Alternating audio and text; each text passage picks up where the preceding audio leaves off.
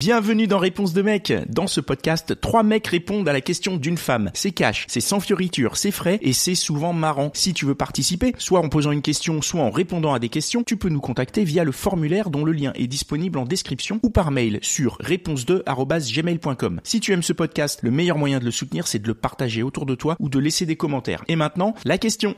Alors, ma question c'est, si vous pouviez retourner dans le passé, quels conseils vous donneriez à vous-même quand vous étiez ado en termes d'éducation sexuelle ? Oh là, t'as 1 heure ? Oui, on a 1 heure. Tu peux y aller. On peut développer.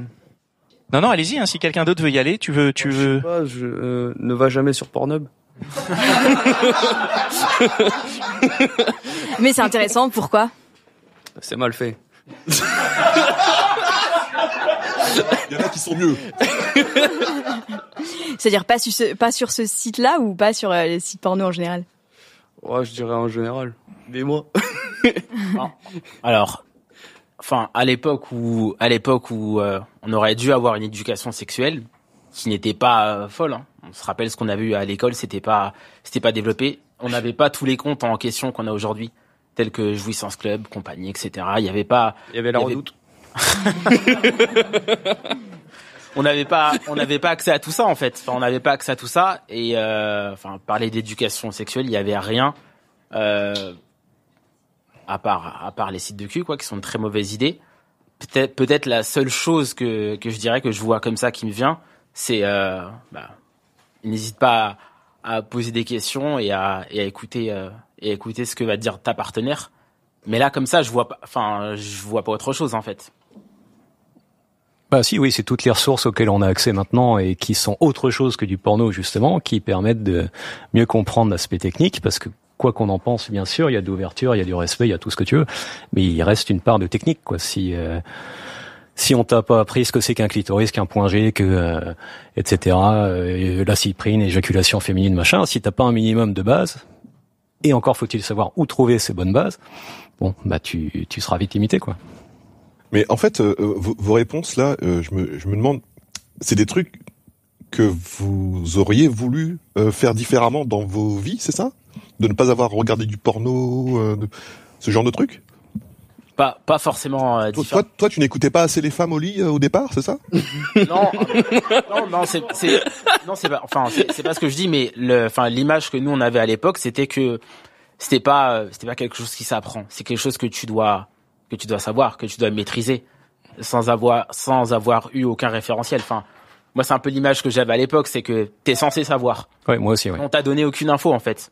On t'a jamais expliqué ce que tu disais, en fait, le clitoris, les éjaculations féminines, tout ça. On t'a jamais expliqué, en fait, on t'a jamais expliqué comment fonctionnait ton corps. Vraiment, tu le découvres.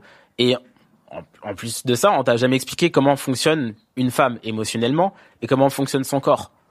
Donc c'est pour ça on a tous un gros silence en fait à cette question, parce qu'on n'avait rien. Et aujourd'hui au niveau institutionnel, je pense pas que les jeunes ont plus de choses. Ce qu'ils ont aujourd'hui, c'est les ressources qui sont disponibles en fait sur les réseaux. Oui, il y a tout un tas de trucs à déconstruire. Moi, ça m'a pris un peu de temps, mais longtemps j'ai eu la vision que le rapport sexuel efficace et performant, c'était de buriner comme un taré pendant 45 minutes. On s'aperçoit au bout d'un moment que c'est un peu plus compliqué que ça. Et ça, c'est à cause des sites porno ? Oh bah principalement, ouais. Ou de ce que tu peux avoir comme discussion avec des potes et tu sais pas si le mec en face de toi connaît réellement le sujet ou si c'est des conneries, mais tu fais avec le peu d'infos que tu as, donc tu te construis des trucs et soit on jouit forcément en même temps, soit ce sera prioritairement vaginal et pas clitoridien, même si je sais que la distinction est pas pertinente, etc.